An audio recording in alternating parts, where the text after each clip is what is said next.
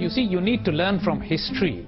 There were 500,000 Soviet troops in Afghanistan, and they could not contain the Afghan resistance. Any serious study of this period, the end game of the Cold War, would have to include an understanding of what the Cold War was to the United States. It was revealed today that the United States intentionally drew the Soviets into Afghanistan to lure them into their own Vietnam. Now we're going to do a story about that every night for the next 10 days so that you'll never forget that. That's a story you'll never hear. That's a story you'll never hear. What you get is the prevailing illusion that once the prevailing illusion is established that the Soviet invasion was the greatest threat to peace since World War II, that's the story. And that will be the story that's written in the history books, and that will be the story that is still repeated. I still pick up the newspaper and read about things that happened in Afghanistan 20 years ago that was a piece of propaganda 20 years ago, that has already been admitted to as a piece of propaganda by someone who wrote a book about it and is laughing about the fact that it was a piece of propaganda and how everybody believed it 20 years ago, and someone's still writing an article based on that comment because they looked it up in a newspaper from 20 years ago and still printing it as fact today. This is the Kremlin, citadel of Russian communism. Looking at Russia, we might see it as a country to be studied, as we study other nations of the world. Yet we know that Russia today is regarded as a grave threat to our nation, to our freedom, to the peace of the world. Why so? The Afghan covert action program was very important in turning the tide of the Cold War. I think it was a major factor, if not the major factor. According to Washington, human rights champions from the CIA have come to Pakistani territory guided solely by concern for the Afghan refugees. Zbigniew Brzezinski, the United States President's national security advisor, explained in no uncertain terms what lay behind that propaganda ploy. He showed the object of intervention, Afghanistan, to the ringleaders of the mercenaries. There were 2 points of view in the Carter administration during that time period, which was really a problem for the United States. One viewpoint viewed the Soviet Union as an aggressive force bent on conquering the Persian Gulf. The other view, which was the State Department Cyrus Vance view, viewed the Soviets as mainly interested in protecting their southern border. So there was always this constant back and forth. Over Afghanistan, it all came home. Afghanistan became the place where all the projections and all the wish fulfillments all met from one side. And that was the point in time in which American politics changed forever.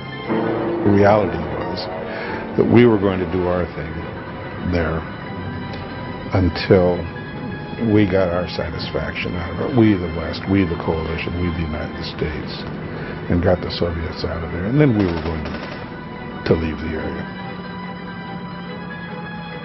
How anyone could be stupid enough not to think about the long-term consequences is beyond me. Now, part of the problem is that Casey was living in the past. He wasn't thinking of the future. He didn't care about the future. Consequences were not his answer. All he wanted to do was rip the Russians. The policymakers absolutely closed their eyes to the criminal behavior of our allies and supporters in that war. The policymakers ignored their drug dealing, their stealing, and their human rights violations. The policymakers, and I stress policymakers, allowed them to compensate themselves for helping us in that war by remaining silent in the face of their impropriety and by quietly undercutting law enforcement and human rights agencies that might have caused them difficulty. Are you suggesting that the intelligence community thwarted or stopped prosecutions which have gone forward? That too. That too.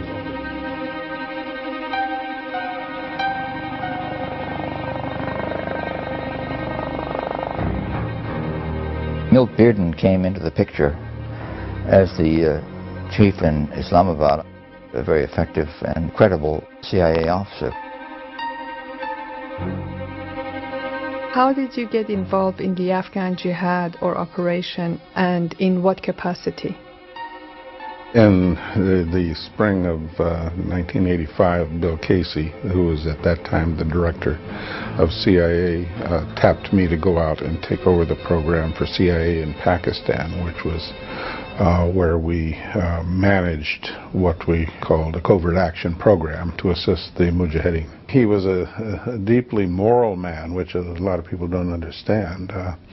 The type of man, Catholic, who would go to church on a Wednesday or a Thursday or a Saturday. He tapped me one day to go. He says, I want you to go out to Afghanistan. I want you to go next month, and I will give you whatever you need to win. Yeah, he said, I want you to go there and win.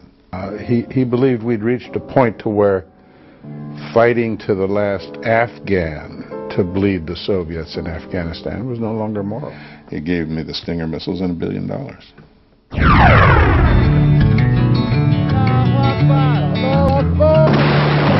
Yellow is the color of...